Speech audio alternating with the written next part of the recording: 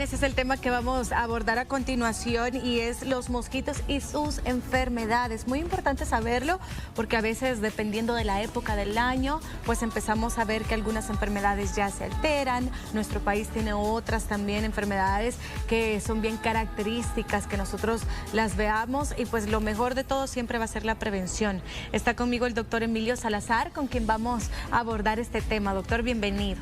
Increíble, 20 de agosto, ya casi estamos por finalizar este año. Sin embargo, el 20 de agosto es un día importante para la comunidad científica, porque hoy celebramos el Día Internacional del Mosquito para concientizar a la población sobre las enfermedades que podemos evitar si logramos controlar a este vector que transmite muchas enfermedades dependiendo de la región del mundo en la que se encuentre. Algunas de ellas ya fueron erradicadas de nuestro país. El mosquito puede transmitir el paludismo malaria, del cual desde hace muchos años no tenemos casos en El Salvador. También está relacionado con la fiebre del Nilo occidental, allá por el lado de Egipto, también en Brasil, países como Cuba. Se habla de la fiebre del oropuche, que también la transmite el mosquito, y es otra enfermedad que afortunadamente, a pesar de que se descubrió desde 1950, no tenemos en El Salvador. Pero en nuestro país el mosquito es responsable de la transmisión del dengue, del zika y la chikungunya. Por eso el 20 de agosto conmemoramos que en 1897 el médico británico Sir Ronald Ross descubrió por primera vez que la mosquito hembra podía transmitir la malaria a través de la picadura de una persona infectada a otra. De verdad que es súper importante porque a veces desconocemos, ¿verdad?, qué tipo de enfermedades pueden ser las que pueden causar, o desconocemos cómo nosotros podemos llegar a prevenir estas enfermedades, que en este caso sería lo más importante. Definitivamente los mosquitos forman parte del ecosistema y tienen que ver con muchas funciones en la naturaleza, pero como personas tenemos que saber que pueden transmitir enfermedades. Todas estas enfermedades que hemos mencionado, el dengue, el zika, el chikungunya, están relacionadas porque son virus los cuales producen estas enfermedades. Y esto comienza de una persona enferma, un paciente que tiene dengue. Viene el mosquito, lo pica porque la hembra se alimenta de su sangre y allí la hembra pues se infecta, pero no padece la enfermedad. Y tiene la capacidad de viajar muchas distancias, muchos kilómetros, y cuando viene a picar este mosquito hembra a otra persona que está sana, allí le transmite el virus de una persona enferma a una persona sana y puede desarrollar estas enfermedades como el dengue, el zika y el chikungunya. El día de hoy, que conmemoramos el Día Internacional del Mosquito, queremos recordar cuáles son estas medidas que le van a ayudar a cortar la transmisión de esta enfermedad. Afortunadamente en este año los casos de dengue están bajo control en nuestro país gracias pues a las labores preventivas que realiza la población como a las labores que realiza nuestro Ministerio de Salud.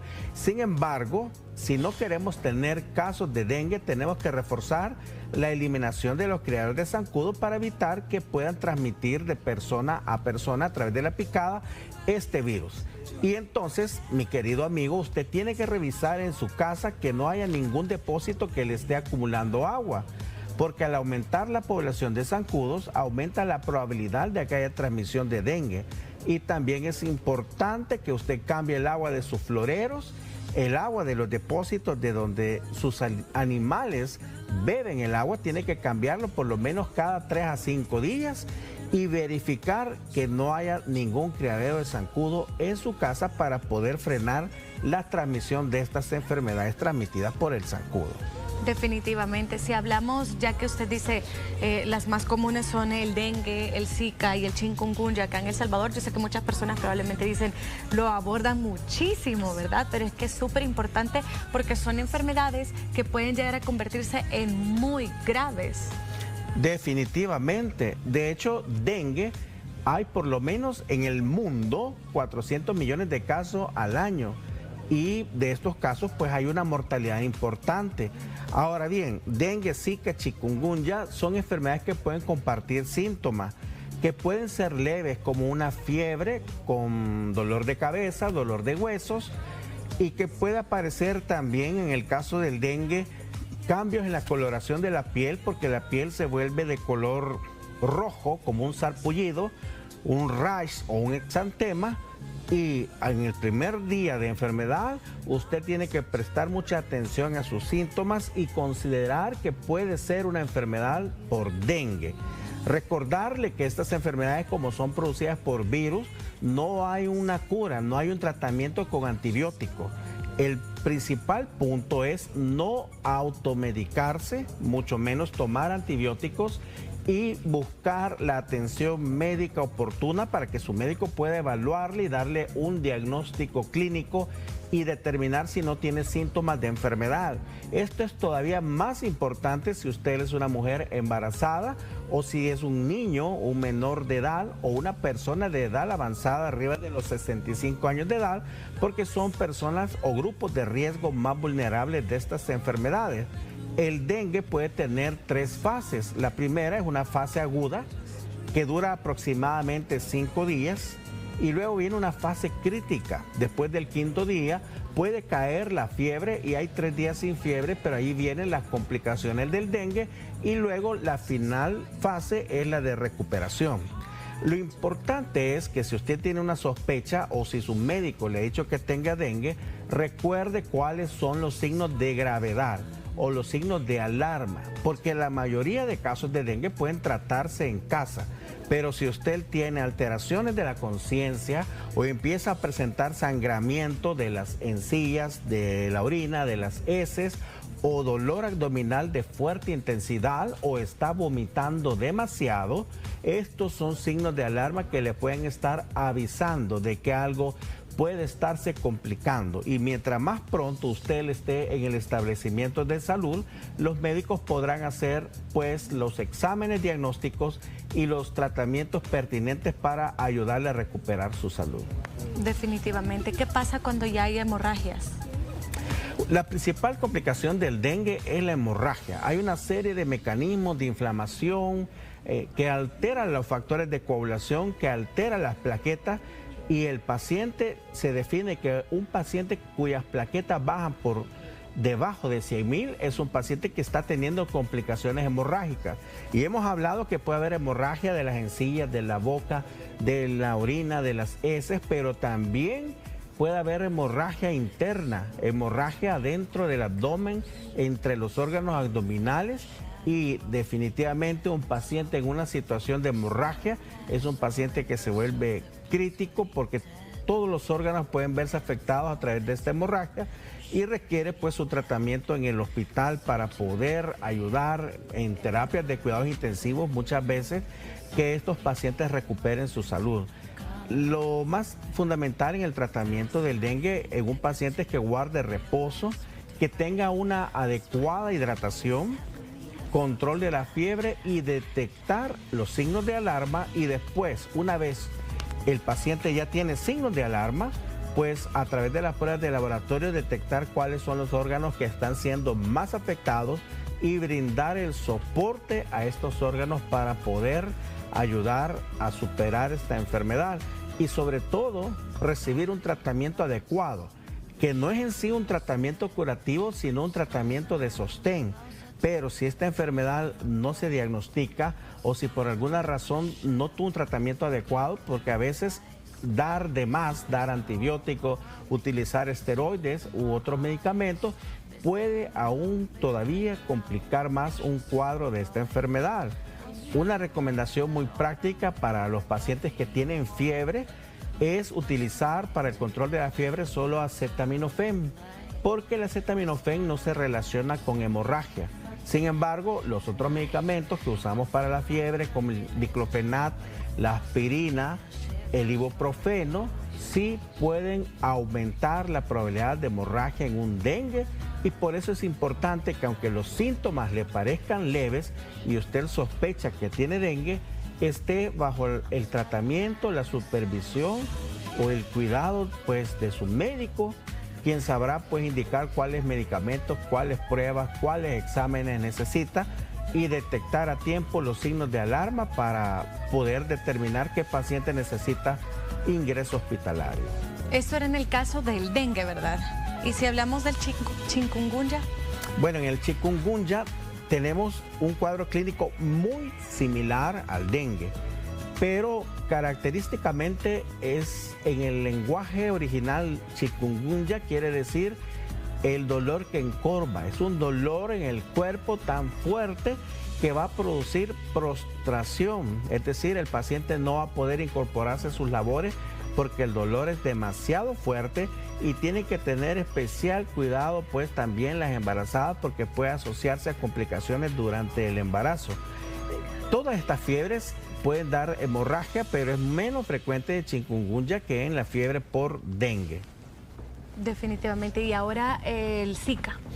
El Zika es una fiebre también producida por estos virus, arbovirus. Es un virus diferente al virus del dengue y tiene una importancia particular porque una de las principales complicaciones del Zika es cuando una mujer embarazada adquiere esta enfermedad.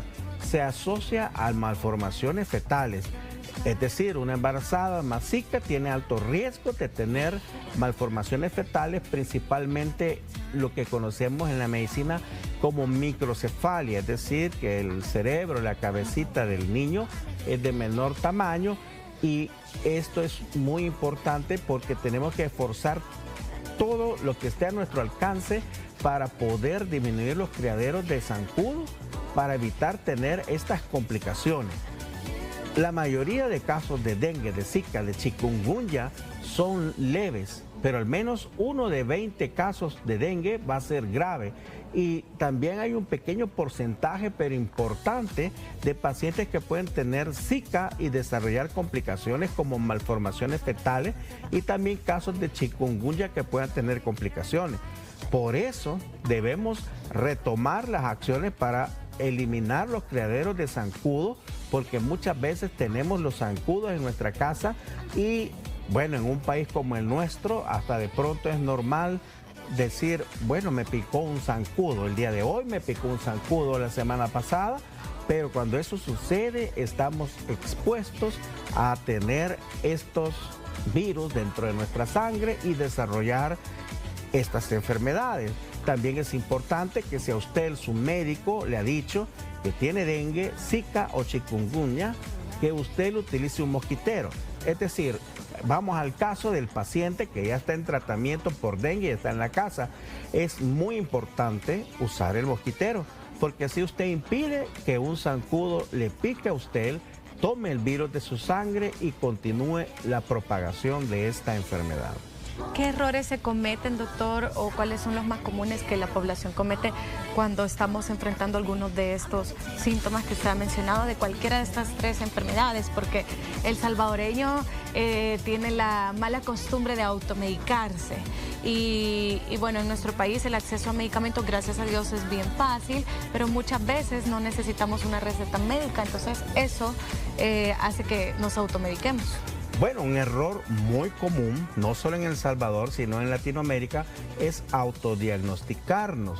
Es decir, todas estas enfermedades comparten síntomas y pueden confundir incluso a los médicos más experimentados, pero muchas veces nos autodiagnosticamos y con el autodiagnóstico viene un tratamiento. Usualmente en dengue, menos es más, es decir, usted tiene que tomar solo lo que necesita, solo lo que su médico le indica, pero de pronto, ahí caemos en el segundo error, el uso de antibióticos. Utilizamos antibióticos cuando la infección es viral y los antibióticos no están exentos de efectos secundarios, nos dañan la flora intestinal y pueden hacer que nuestras bacterias sean más resistentes y entonces ahí tenemos una cadena de decisiones equivocadas, la autodiagnóstico, la automedicación con antibióticos o de pronto alguien toma esteroides, eso puede complicar un caso de dengue. Y el tercer, digámoslo así, error es no reconocer los signos de alarma. Los signos de alarma le avisan que la vida está en peligro y el no reconocer los signos de alarma nos lleva a un cuarto problema con los pacientes y es que no consultan a tiempo. Es decir, en medicina intensiva, las horas pueden significar la diferencia entre la vida y la muerte. Y a veces las enfermedades se complican en cuestión de horas frente a nosotros, que pareciera que no alcanzamos a notar la diferencia, pero cuando ya hay signos de alarma, el retraso en la consulta, el retraso en el momento de que usted inició su enfermedad y pudo llegar a un establecimiento de salud para ser examinado, para ser tratado, para tener ya un plan de diagnóstico, es una diferencia muy significativa entre la recuperación de su salud y las complicaciones que pueden estar asociadas a estas enfermedades. Ok, la verdad que es muy importante que nosotros pues sepamos cómo actuar, ¿verdad?, a estas enfermedades, y como yo lo mencionaba, es algo que las autoridades nos dicen día con día. Yo sé que en la televisión se habla muchísimo acerca del dengue, del Zika, del chikungunya, pero es de tenerle muchísima precaución, porque lo mencionábamos, se puede llegar a convertir en algo sumamente grave, incluso casos de muerte también que ya hemos visto, y que no queremos que eso llegue a suceder. Por eso es la importancia de este tipo de temáticas o este tipo de días, incluso que los científicos también celebran, porque es muy importante conocer también quién es el que origina esto, pero cómo nosotros lo podemos evitar. Es muy importante, y gracias a que hablamos continuamente de esto, también los casos de dengue hoy por hoy están bajo control en nuestro país, y tenemos que seguir así como población, pues colaborando en el control del zancudo en nuestras casas para evitar la transmisión de estas enfermedades. Doctor, nosotros cómo nos podemos contactarlo también si de repente presentamos algún tipo de síntomas como los que usted ha mencionado, o para otro tipo de enfermedades. Bueno, si usted tiene síntomas similares o desea que evaluemos su caso, puede escribirnos en las redes sociales, donde comparto información objetiva, científica y corta sobre muchas enfermedades, como Dr. Emilio Salazar, Dr. Salazar en Facebook, Instagram, TikTok y Twitter. Será un gusto responder sus preguntas y darles pues una asesoría oportuna. Ahí están apareciendo en pantalla los contactos y el teléfono 7848-0041 con el doctor Emilio Salazar. Así que ahí se los compartimos. Hoy hablábamos sobre el mosquito y sus enfermedades en este día pues tan especial, para tener más conocimiento sobre este mosquito, ¿verdad? Así que nosotros vamos a continuar con más de Hola El Salvador. Muchísimas gracias, doctor. Gracias a todos ustedes, que tengan un feliz miércoles.